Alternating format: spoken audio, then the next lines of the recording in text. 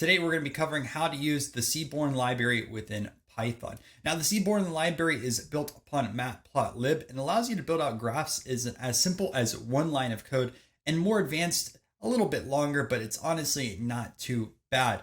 Now before we actually jump into the tutorial, you do need to install Seaborn, so just make sure you have pip install Seaborn before you start this video, and we'll be ready to go. Let's start building some graphs. So for the tutorial, we're going to be using a Jupyter Notebook, and let's start with importing Seaborn. So all you want to do in the very top is just to import and then Seaborn like this, and then just put as SNS. That's typically the alias that people use. Also, I would recommend at the same time that you import Matplotlib. So import Matplotlib and then .pyplot, just like that, and as PLT. And then if you want to work with pandas data, you're welcome to do that and import that as well. But we're going to be pulling my data specifically from Seaborn, which will be the next thing we go over. But shift enter, and we're on to the next line. And both these have been imported now. So we're going to import the data. First, let's take a look at some of the different data sets that Seaborn has. I believe there's about 20 or so. All you have to do is sns.get data names, and then like this, and then you can see, and I have an error, data set names, not data names. And you can see all of these different things over here. For the beginning though, we're going to be using MPG. It's a pretty good one. It shows different cars from different countries. So specifically how you want to do that is, I'm going to just say this is MPG equals SNS dot load datasets like this. And then inside you want to put whatever dataset. Since I'm grabbing MPG, you can put this in just like that. If you're going to use Titanic, you can put that inside, name it Titanic. But if you want to follow along, I'm going to be using MPG. So now we have loaded this in. And just to show you guys what MPG looks like, I'm just going to put this here. And you can see specifically 98 rows and 9 columns. So you have MPG cylinders, displacement, horsepower, weight, acceleration, model year, origin, and also name as the columns. So before we decide to build out a few different graphs, I'm going to show you how you can design them. I'm just going to put in the code below for a scatter plot. We'll go over it a little bit later, but this is what just the basic default design looks like. And I'm going to add in a few extra cells over here. And we're going to start with the beginning. So you can set a default theme with all these. So all you have to do is sns.setTheme like this. When you press that and you rerun a graph, you can see the theme has completely changed. So this is what the default side of things look like. Then there's like 4 or 5 different options for how this can specifically look. I'm going to copy this over here. So we have sns.setStyle. So the first one that you can put in here is white. So this is what a white one looks like. We put this over here. That has been run. And then we reload this. So what you guys saw in the beginning before I click set theme, then we have dark grid. So if we put dark grid in here, and then run this again, kind of like the SNS theme, then we also have white grid. Let's run this and then again, so it looks like this. Then we have dark, so we put that in there and rerun this. We have that option. And then we also have ticks. So choose whatever one that you guys like the best and go forward with that. It doesn't really bother me too much, but it really, I guess, depends on your presentation or what you prefer. Another thing that you can do with these graphs is set context. So this will show you like the font size as well as like how big this chart is on here. So all you have to do is sns.set context like this. And then I'm going to start off with the paper, and then we're going to also put font scale, which is underscore like this, equals, and we'll just do like 1.2. A few different options on that. So you guys can see what this looks like, very similar to what it was beforehand. But what you now have, instead of paper, if you wanted to do talk, just put talk in here, run that, And on this side of things, you can see it is scaled quite larger. And then you also have poster. So we can put poster over here and rerun this, and even larger on that side of things. So if we just do paper again, you can see it shrinks down quite a bit. And I think we're just going to keep the default paper on that side of things, but a few different options. And let me just put these notes here so you guys can also copy these over here. So paper, talk, and poster, and then the 5 types of style. And then under this hashtag /pound, this is just a comment. So this doesn't get executed like this over here, but that way you guys have some notes here on the screen. So I removed the scatter plot. We're going to start off with a correlation. So if you're familiar with how you can do a correlation in Python, all you have to do is mpg.core. And then one thing though, we do have some non-numerics. So we have name and origin. We don't want to show the correlation of that because we'd get an error. So what you have to do is numeric only, and then put equals true, all cap for the T. And you can see that we have this that is built out over here. Now this isn't part of Seaborn, but this graph specifically which will be next. But you can see ones all across diagonal. Closer to 1 means more of a correlation. So you can see like over here, cylinders and then displacement 0.95. That means there's a pretty high correlation on those side of things. Displacement cylinders, both the same over here on that side of things. And then you can see MPG and the different correlations that are associated with it. So how we can actually chart this is very easy. We can use something called a heat map. So I would recommend this when you're doing some data exploration. And I'm going to have a full video doing that, whether we can grab data from an API or pull it from the web somewhere else, extract it, or even just upload a spreadsheet. I'll make a few different videos. But anyways, you want to do sns.heatmap like this. And then this statement above over here, we're just going to copy that and then paste it down here. And you can see specifically how this works. The lighter is the stronger positive correlation. And when you get really, really dark, a strong negative correlation. If we go back over here, cylinders to MPG, you see negative 0.77, displacement 0.8. And these is why this is really, really dark over here. And then of course, one diagonal, and these are all the way bright over here. So now let's take a look at some different plots. So we're going to start off with the scatter plot. So all you need to do is sns.scatter plot like this. And then first thing I recommend when you work with Seaborn, you have to put your data in here. So I always try to put this onto the left.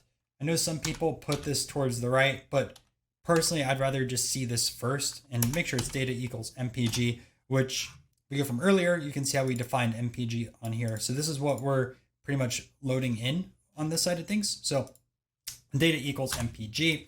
And then for a scatter plot, we need both an X and also Y. So let's try to think of something that'd be kind of cool to plot out. I think it would be good to have like weight versus MPG. So we have weight over here, and MPG, you can see it's negative 0.83. So we should be able to see something on there. So all I have to do is X equals weight like this, and then put a comma, and then Y equals MPG, then shift enter, and we have the scatter plot that is built out. So you can see kind of like a negative trend on here, which obviously shows right there. And as the weight gets heavier, the MPG goes down, which should make sense. If Hummer was plotted, it would probably be like right all the way down over there. Those were not really good for MPG. And one thing also I want to show you guys too, is you can actually have even more filters on this graph through a hue. So what I could do is put a hue, and you want to do something that's like categorical. So if you go back over here, we have categories of name and then origin. Name would be too complicated because there's a lot of different names in this table. But origin, there's only 3 to my knowledge. You have USA, Europe, and I think it was Japan, if I remember correctly. So now I can just go down over here and put hue equals origin like this. And I was right, it was Japan. And you can see now these dots are separated. So we have dots over here, which is USA. Then we have dots over here, which is Japan. And then we also have Europe that is mixed in. Of Of course, USA has the worst, but we do have a lot of trucks and, of course, Hummers. So that's pretty powerful. You can use hue on a lot of different types of graphs within Seaborn to really separate the data and show more of a clearer picture. Before we move on, I want to show you guys a few other theming options. That way, just knock them out here in the beginning, and you guys can choose whatever theme that you want in your graphs before we go into other stuff. So essentially what you can do, if you've used Matplotlib before, you can do just plt.figure, and then what we can do on here is put a fig size equals, and then, so what we have with the fig size, and I'll show you this, you can put X and Y. So X will bring it out this way, Y will be like this. So for example, if I put, not 21, that'd be crazy, but 10, 5, and we run this over here, you can see this has been expanded quite out. But if we did go on the crazy side, like a 20, you can see like way expanded. So feel free to play around with it, find a size that works best for you.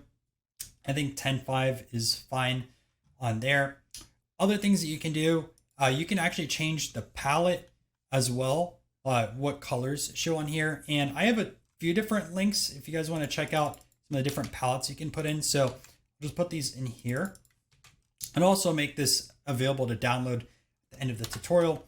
But you have seaborn.pydata.org, and this is a full tutorial page on that. So we load it up on here, choosing color palettes. So a few different options on here. It takes you through different colors. You can see more and more information on that if you really want to. I'm not going to dive too much into it. I don't care too much about the colors as long as the data is presented well. And then Matplotlib, if we go to their website as well, and we'll move this hashtag here on the far left and load that up over here, you can see some of the different color maps that are associated with it. So feel free to do some research and find the colors that work best for you. But all you have to do really, you can just do a palette over here. So palette equals, and I'm just going to put in this default one, Mako, I think that's how you pronounce it. That there, and you can see how those colors work for this example. Lastly, I want to show you guys also despining. So what despining will do is get rid of these lines over here. So you would want to put this after your scatter plot. So all you have to do is SNS dot despine, and then you have to mention specifically what you would like to be despined. So when you despine one side, it's going to despine the other unless you clearly define it. So if I despine the left, right will be despined. If I despine the top, the bottom will as well. So you can just see like left equals true. Put that over here and watch what happens. So both sides are there. But if I put over here, right equals false, now you can see the right side is still over here. So I don't like despining, but again, if you want to have that, feel free to do so. I'll just leave this left equals true so you can see how this works. So with those customizations out of the way, let's continue through this tutorial with some of the different types of graphs. So we already did a scatter plot. I'm just going to copy this over here. And this time we're going to be taking a look at a line plot. So what a line plot does essentially is, instead of having dots, you're going to have lines everywhere. So let's just put over here a line plot. And it's not the best in this example. So you can see it's kind of a mess just with all the different MPGs and also weights. It would be more better. I know there's a year example over here where we have years. Honestly, if I just do like X equals year and Y equals MPG, I'm going to get rid of this hue and palette. It's probably going to look way nicer. And of course, I'm getting an error on here. So let's take a look at why. And the reason why is I just put year instead of actually putting model year. So always make sure that you have the correct information in here. So model year like that. And then if we actually run this, you can see this is a much better representation than that ugly mess. So we have model years goes from 70 through 82. And you can see how MPG has increased over this time.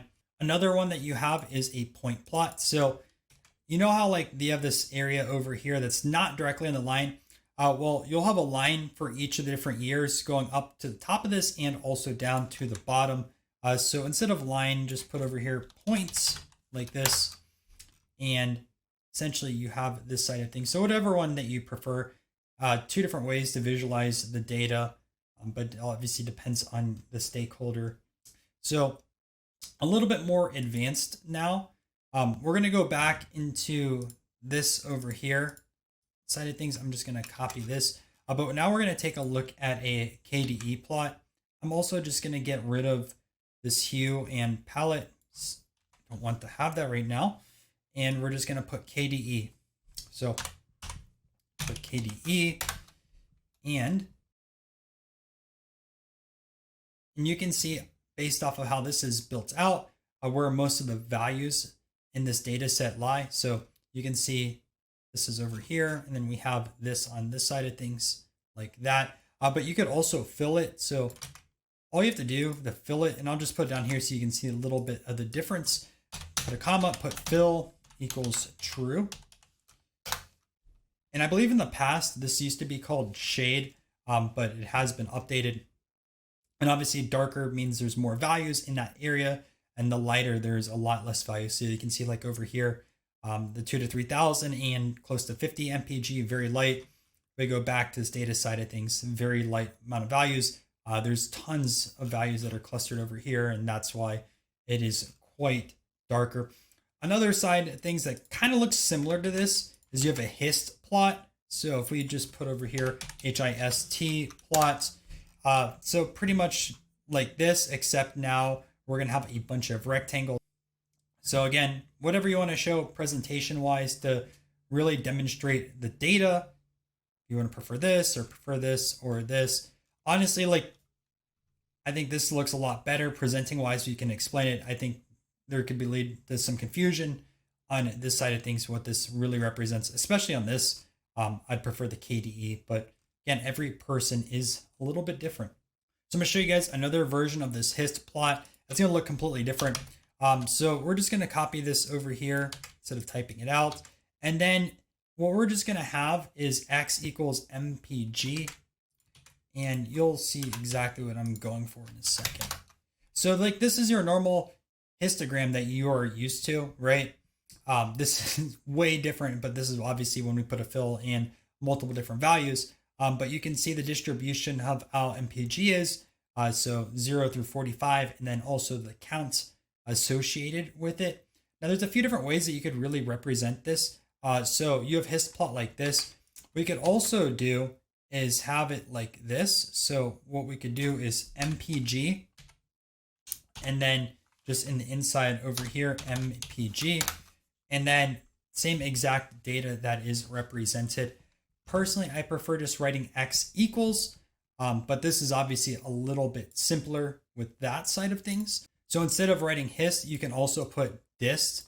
So this plot, I believe it is. Yeah, and you can see this is exactly the same. So whatever method that you would prefer, again, I just would rather have it like this. That way I know what data is being used, what is going to be on the X, what is going to be on the Y, but feel free to use however you want. So I'm just going to copy this over here, and I'm going to show you guys a few other things that are pretty cool with it. So if you guys remember earlier how we have this KDE, well, you can actually show a KDE on a hist plot. So you can just put over here, put a comma, and we'll put KDE equals true, like this. And now we have a line that just goes all the way through over here. Another thing that you could do is change the amount of bins on here. So let's say I wanted to put bins equals 20. And you can see the data is a lot more granular now. But if I put something like bins equal 5, and with 5 bins, it's a lot less granular. But you can see how this is distributed. Obviously, the most is in this 15 to 25 range, with very few getting 40 to 45. But that data was updated for today. Would have a lot more on this side of things. Earlier, I showed you a KDE with both an X and a Y. This is what a KDE looks like with just X. So again, just copy this on this side of things. I'll put a KDE, and we'll get rid of the rest. So just this specific line. Another plot that you should be familiar with is an ECDF. So what this specifically does, and we'll just put this on here, ECDF, is it shows you the amount of population up to a certain point. So if you look over here, like 0.5 is about 20 to 25, but when we go to 45, all of the population is going to be at 45 or less. If we go to 15, it's a little bit less than 20. Go to 20, it's probably about like 16 or 17. So 20% of the population has 16 or less MPG. And I actually like this quite a bit. It definitely can help represent that data side of things. Another thing you can use is a rug plot. I'll show you how that works too. So with a rug plot, when you have a lot thicker text, means there's more data in that area, plus the singular side of things. So another way to really tell the distribution, and you can just tell how many are between, again, 15 to 25, which backs up this data on here, right?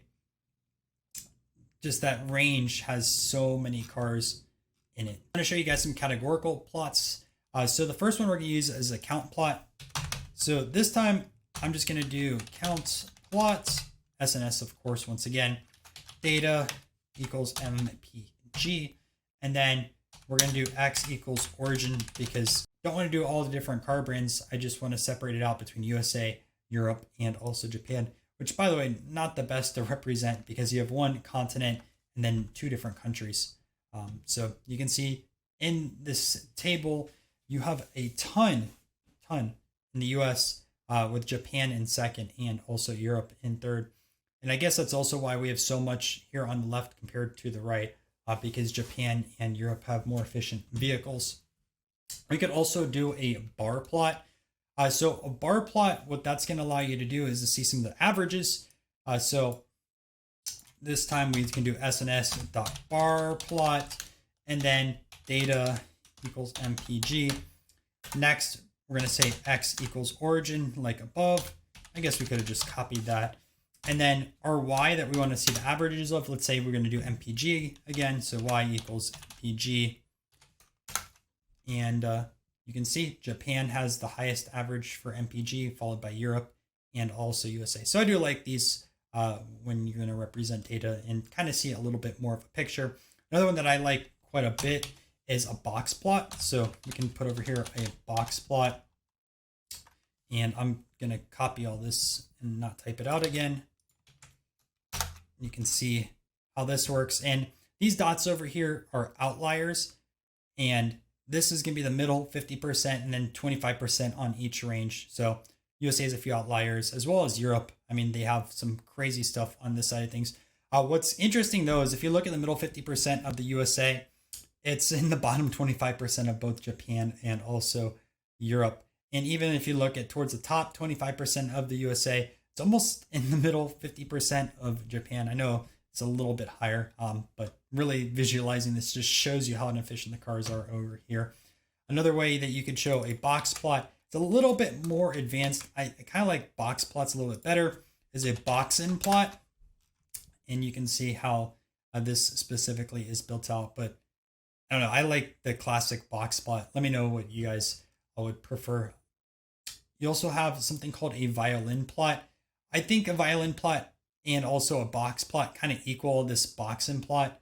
So I'll show you what the violin looks like. So this is what the violin plot looks like. And yeah, I mean, I think this is kind of like the child between both of those. So you can see specifically how that data is distributed, with USA having a ton through 10 through 20, Japan having a ton in that 30-ish, and then Europe having a ton between that 20 and 30. One other way that you can kind of represent a box plot in a sense is through a strip plot. So I'll show you how that works. So like a strip plot would be kind of like if you mix a box plot with also the scatter plot from above, which I know we talked about this a long time ago, but it's just going to show you a bunch of dots. So just put that over here as a strip plot. And yeah, so each dot represents the MPG Of course, USA is a lot more clustered because we have much more data, which we saw on this count plot, but Japan and Europe are way up here where USA is down. So now we're going to be working on a little bit more complicated graphs. Coding is still fairly simple, but the first one we're going to work on is a joint plot. So sns.joint plot, and then data equals MPG. And what a joint plot essentially is, I should tell you that first before we run it, is it's kind of like a mixture of this scatter plot, and then you also kind of have a histogram on both sides. So it's pretty weird. We're going to actually use weight and MPG just to look at it, which I think we did over here. Yeah, so we're going to just copy this so you can see how that is built out. So you have x equals weight, y equals MPG. Remove this comma, and then if you run this, you can see how that is there. So pretty cool on that. So weight, we have the histogram, what the weight would look like, and then the histogram on the MPG and the scatter in between. So just to show you what a histogram on that would look like, right? That's the MPG over here, but I'll just put a weight. So you can see, right, this is up over here and dwindles down, very similar. And then if we just put MPG like that. So if you're doing a presentation, maybe I would prefer to have these different histograms rather than the histogram and the scatter plot together. But this is an option that is available to you and can save you a little bit of time, but honestly, just it's one line of code. Speaking of this though, you can actually add a little bit more to it. So I'm just going to run this down again over here. You can also add in a few different options to it. So first one, we can put kind equals reg for a regression line. And you can see the difference, right? Blank over here. This time we have the regression line, and you can see that is negative between MPG and also the weight. Another one's kind of funky. I wouldn't use it, but it looks cool, is a hex. So just put that there. And now we have a bunch of hexagons on this side of things. Looks super abstract, but not preferred. We have our KDE again. So just put that in here, KDE. Looks like that. Again, we're getting more to the abstract side of things. I'd prefer to separate it, but you do you. And then lastly, we can have a KDE again, but with a fill. If you guys remember earlier on this side of things, right? Fill it up. Well, we're going to do the same. So just put fill equals true. And they're kind of like Lego blocks. They just keep building on top of each other. So memorize the stuff in the first top and then start working on the more advanced stuff so you can see how that fill specifically works. Next, we're going to do a pair plot. So what a pair plot is going to allow you to do is show a ton of different graphs at once and potentially save you some time. And you can see some of the different relationships between the columns in your table. So all you have to do is sns.pairplot like this, and then just put your data in here. So data equals MPG, and it's going to automatically remove all of your categorical data and just show numerics. So we run that, it will take a second, but you'll see how this all shows up. So it's already saying Seaborn.axis grid, and there we go. Boom, all this data. So you can see MPG, cylinders, the displacement, horsepower, weight, acceleration, and then model year. And 1, 2, 3, 4, 5, 6, 7 by 7. We just built out 49 graphs in just like a fairly short amount of time. So if you wanted to be very quick and just grab stuff like this, that is an option. And I'd prefer just to build out things one by one, but this is available to you in C. So feel free to use it if you would like to. And what's also helpful is we can use hue from earlier. So I can just copy that, and then we can put hue equals origin. So separate everything else. and it'll take a little bit, but you'll see how the difference is on it. So now this loaded, and I like this one a little bit better, but it's still so small to see. And you can see we have origin over here to the right, and 49 different graphs. So we're going to move on to 2 more graphs. But first, I'm going to actually load in another data set. So while this MPG one was pretty good for these over here, I want to look for something that has more on the categorical side of things. And one that does is tips. So I'm just going to go over here, right? And I'm just going to make sure it's like that. So you can see tips. And I'm just going to copy this code, scroll all the way down, and put tips equals sns.load dataset tips. Run that, put tips in here, run this. So with tips now, you have a few different categorical columns as well as numeric, which is perfect. First thing we're going to take a look at is a rel plot. So sns.rel plot, and then we're going to put some data in here. So as earlier, data equals tips, and then we're going to put x equals total bill. That, and then our y is going to be the tip. So y equals tip, like that. And then we can put a categorical under the column. So we'll put column equals sex, like that. And then let's run this. So it shows you 2 on this side of things. So we have total bill over here on the x, tip over here. And then you can see all the different scatter plots for male and also female. And we could change that up. So like if I wanted to do time instead, we can just put time on this side of things. And then you can see lunch versus dinner. You can get really granular if you wanted to, but also allows you to plot multiple things at once. And what's kind of nice is like, unlike over here, which I just think there's too much going on at once, you can pretty much copy this and show it in a presentation because everything is labeled pretty nicely large. So you have like time equals lunch, time equals dinner, total bill, and then also the tip. Last thing I wanted to show you is kind of similar to this, but it's a facet grid. So like imagine this mixed with a pair plot.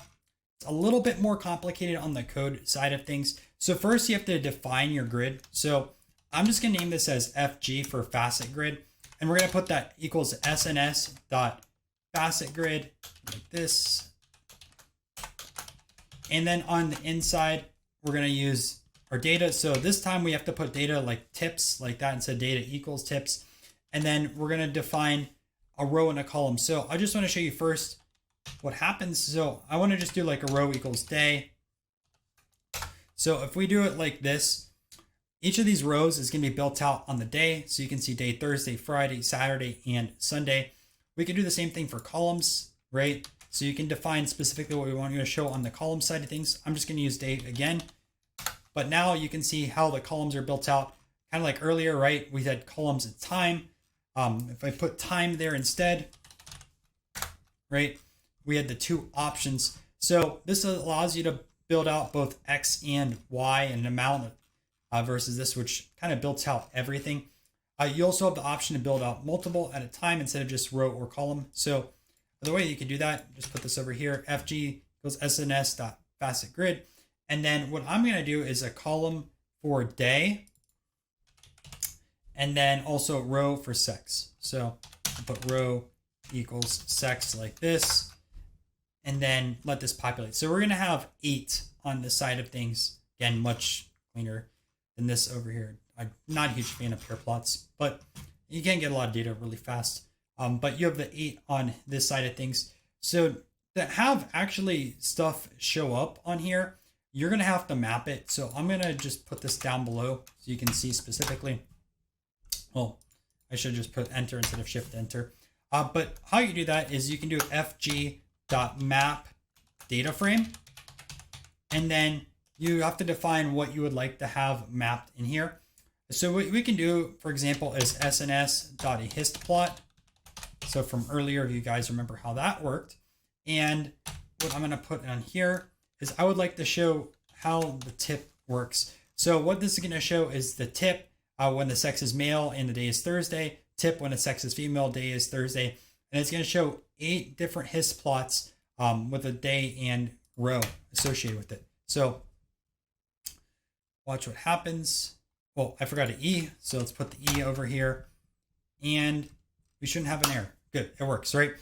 So you can specifically see how that works side of things. Now for above, I did just put tip, but I would also just recommend to put X equals. So that way, if someone does read over your code, it isn't too confusing, although it should be kind of obvious. But now we're going to take a look at a scatter plot. So again, you can just put this over here. Instead of hist plot, we're going to put scatter like this. Scatter plots. And then you need an X and Y for a scatter plot. Otherwise, you're going to have no data represented. So we have tip on this side of things. And also, I'd say Y equals total bill.